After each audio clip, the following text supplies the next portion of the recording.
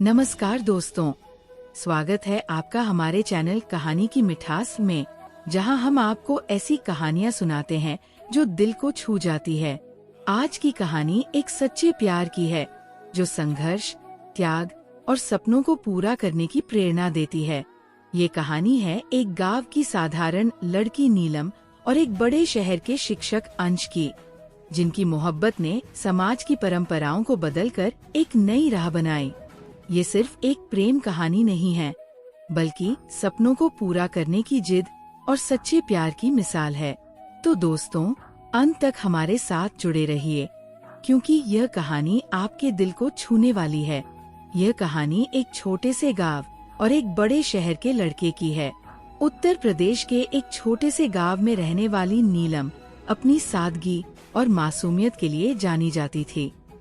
उसका परिवार साधारण था। नीलम के पिता किसान थे और माँ गृहिणी। परिवार का पालन पोषण साधारण तरीके से होता था, लेकिन उनके सपने बड़े थे। नीलम पढ़ाई में बहुत होशियार थी। उसने 10वीं तक की पढ़ाई गांव के सरकारी स्कूल से की और हमेशा अपनी कक्षा में अव्वल आती थी। उसका सपना था कि वह पढ़ लिख कर अपने गांव के बच्चों के लिए कुछ करे, लेकिन उसे यह भी पता था कि गांव की लड़कियों के लिए पढ़ाई के बाद शादी करना ही एकमात्र विकल्प माना जाता था। वहीं दूसरी ओर अंश एक बड़े शहर का लड़का था। वह अपने सपनों को लेकर बेहद गंभीर था। उसने शिक्षा में स्नातक की पढ़ाई पूरी की और एक शिक्षक बनने का सपना देखा। उसने सोचा कि बड़े शहरों में जाकर काम करना तो सभी चाहते हैं, लेकिन यदि वो गांव के बच्चों को पढ़ाएगा तो उसकी शिक्षा का सही मायने में उपयोग होगा। इसी सोच के साथ अंश ने एक छोटे से गांव में अध्यापक की नौकरी के लिए आवेदन किया। कुछ महीनों बाद अंश उस गांव में आ गया जहां नीलम रहती थी। वह गांव के स्कूल में बच्चों को पढ़ाने लगा। अंश का व्यक्तित्व बहुत ही शांत और सरल था। वह न केवल पढ़ाई में रुचि रखता था, बल्कि गांव की संस्कृति और लोगों को समझने में भी दिलचस्पी दिखाता था। नीलम और अंश की पहली मुलाकात स्कूल में हुई। नीलम, जो उस समय 12वीं कक्षा में पढ़ रही थी, अपने गणित के सवाल को लेकर परेशान थी।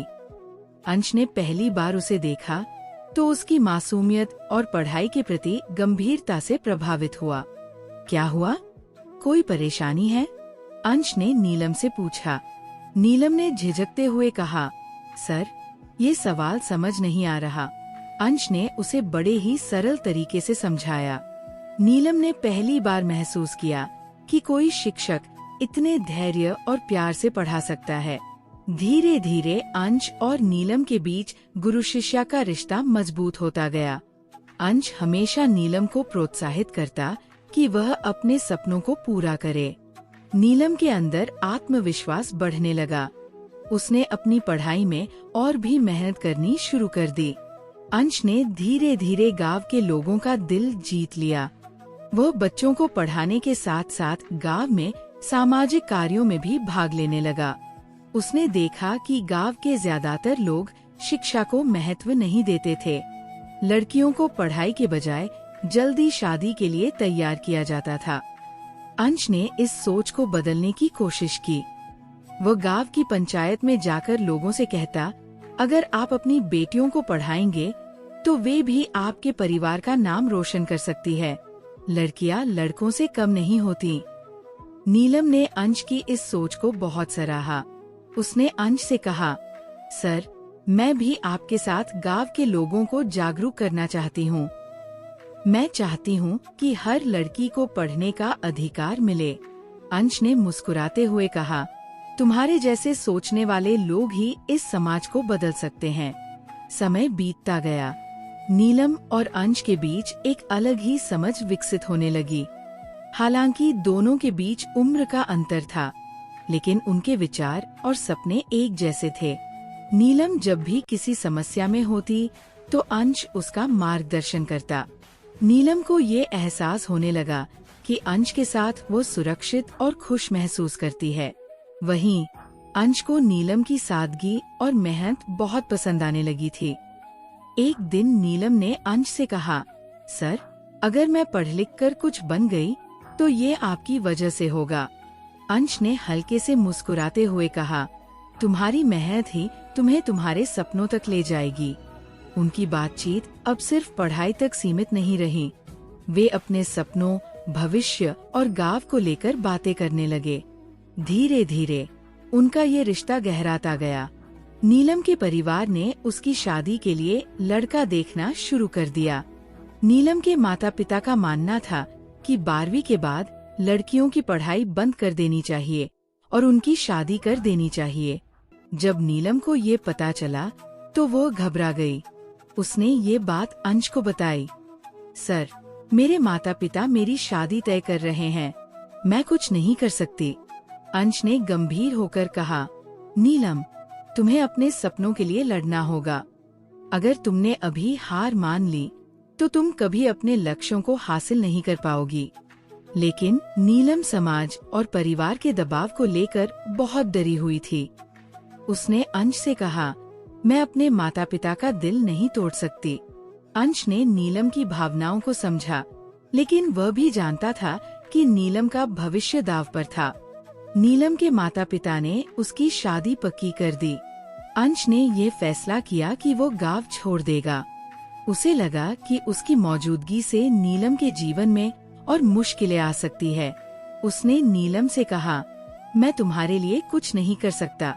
मैं चाहता था कि तुम अपने सपनों को पूरा करो, लेकिन शायद ये हमारा भाग्य नहीं है। नीलम ने अंश को जाते हुए देखा, लेकिन वह उसे रोक नहीं पाई। अंश के जाने के बाद नीलम ने महसूस किया कि वह अपने जीवन के सबसे महत्वपूर्ण व्यक्ति को खो चुकी है।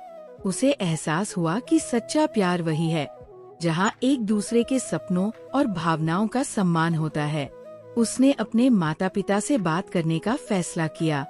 उसने अपने पिता से कहा, पिताजी, मैं पढ़ाई करना चाहती हूँ, मैं कुछ बनना चाहती हूँ, आप मुझ पर भरोसा कीजिए। पहले तो नीलम के माता पिता ने उसकी बात को नकार दिया, लेकिन नीलम के लगातार समझाने और उसकी दृढ़ता को देखकर वे मान गए। नीलम ने अपनी पढ़ाई पूरी की और गांव में एक शिक्षिका बन गई। उसने अंश से मिली प्रेरणा को अपने जीवन का उद्देश्य बना लिया। कुछ वर्षों बाद अंश ने सुना कि नीलम ने अपने गांव में एक स्कूल खोला है और वह लड़कियों को मुफ्त में पढ़ाती है। वह ये सुनकर बहुत खुश हुआ। अंश ने नीलम से मिलने का फैसला किया। जब वो गांव पहुंचा तो उसने देखा कि नीलम अपने सपनों को साकार कर रही है। नीलम ने अंश को देखकर कहा, आपके कारण ही मैं ये सब कर पाई हूँ। अंश ने मुस्कुराते हुए कहा, नहीं, ये तुम्हारी मेहनत और हिम्मत का नतीजा है। कुछ समय बाद नीलम और अंश ने शादी कर ली। दोनों ने मिलकर गांव के बच्चों को शिक्षित करने का सपना पूरा किया।